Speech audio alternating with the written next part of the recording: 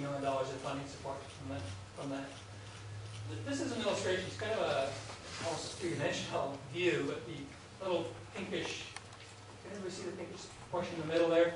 That's the existing system.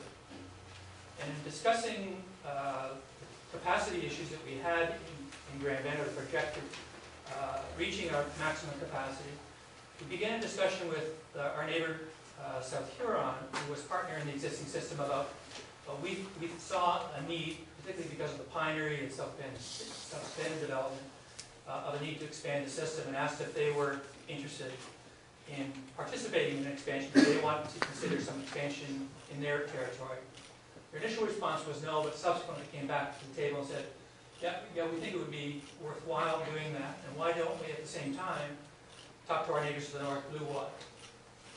So the illustration here illustrates what the three municipalities identified as potential catchment areas along the lake.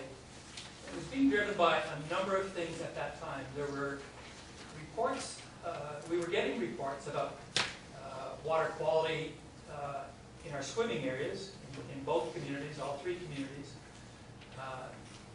Higher reports of E. coli content and so on and so forth, and we didn't know what the source of those were. There was lots of speculation whether it was agricultural driven or what the sources were. But all of us talked about at that time was the need to protect our most precious resource here to our economy, which is Lake Huron, and the need to be proactive about doing something. So those were kind of the initial discussions about, yes, let's explore this a little bit further. We'd like to consider these potential areas. So part of the process, and this is a very quick summary of Dylan's work, was to explore various alternatives for how the lagoon system could be expanded through New Hamburg process, natural wetlands, mechanical upgrades, and so on and so forth. And it broadened to include, while we're looking at that, so let's look at sustainable design concepts where we could utilize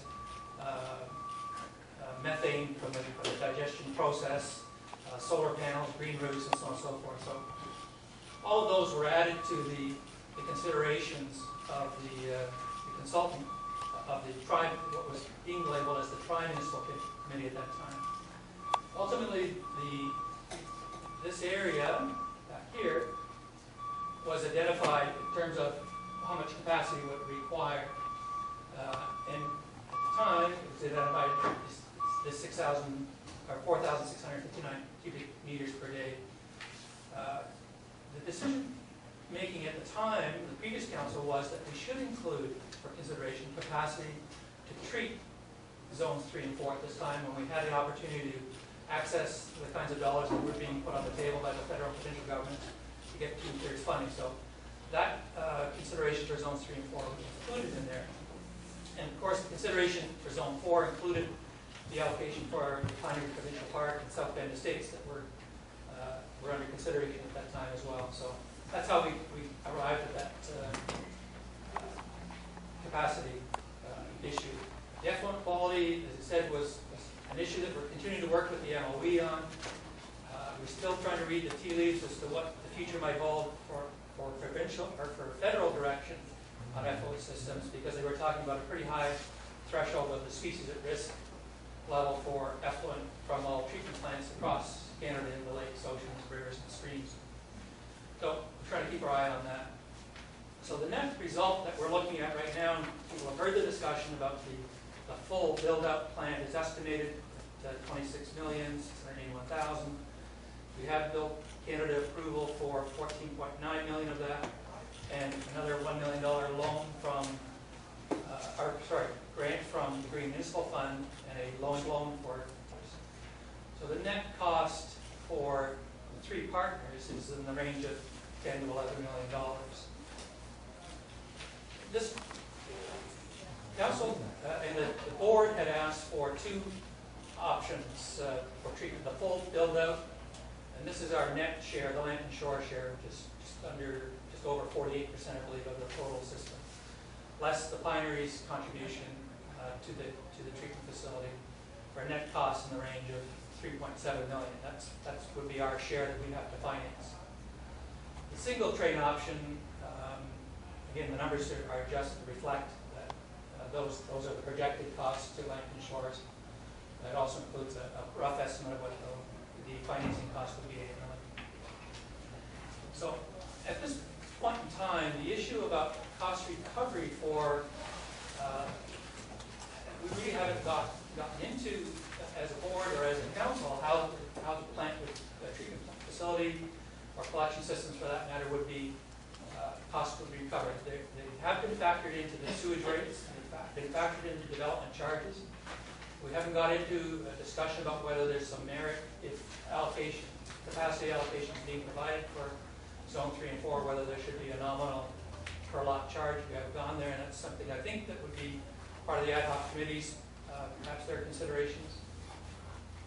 So the status is most of you are with us. A lot of this is old news for you, but we do have an agreement we did enter an agreement to explore the options with South Huron. Blue Water was brought into the partnership.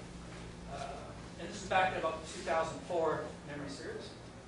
And we engaged Dylan because they had experience in all 3 municipalities, and particularly with the existing Grand Bend facility, which they designed. Agreement was reached to undertake a new EA for the facility, and we received EA approval for the plant and Bill Canada Fund I mentioned. Also mentioned the green municipal funding, and we took most of, I lose track of time sometime, well, it was 2009, I think time passes, when we entered into a mediation discussion with our partners about the actual agreement, partnership agreement for the new facility, so it took quite a while to hammer out some of the details of that. It's easier for me to refer to it as the Tri-Municipal Board than the Grand Bend Area Sewage Treatment Facility Board. Again, accepted these to design the facility at a state-of-the-art level with environmental energy savings and so on and so forth built into it.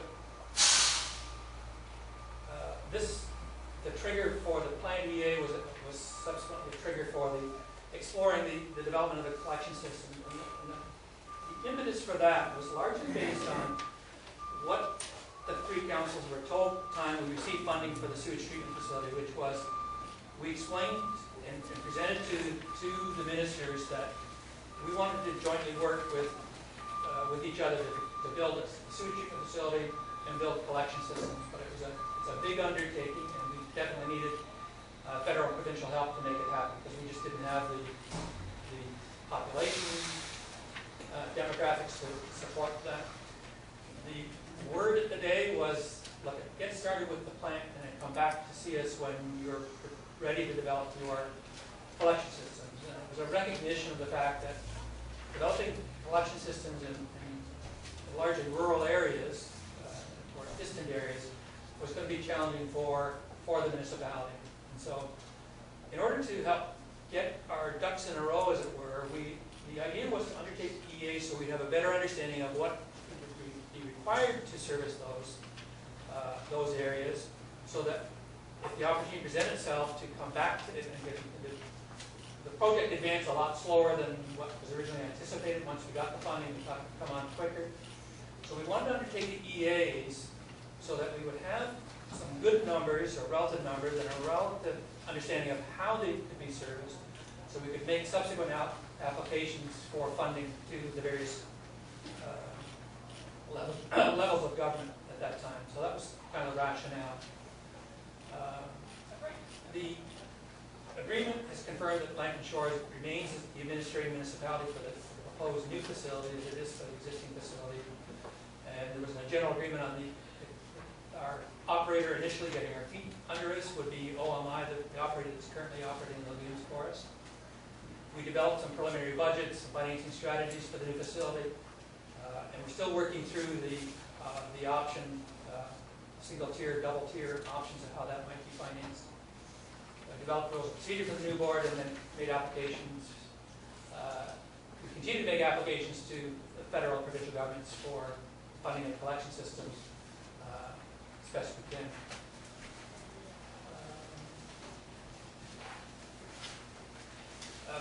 One of the nuances of the agreement was how our partners, South Huron and Blue Water, would get through the village of Grand Bend to get to the treatment facility, and we reached an agreement on how that would be achieved.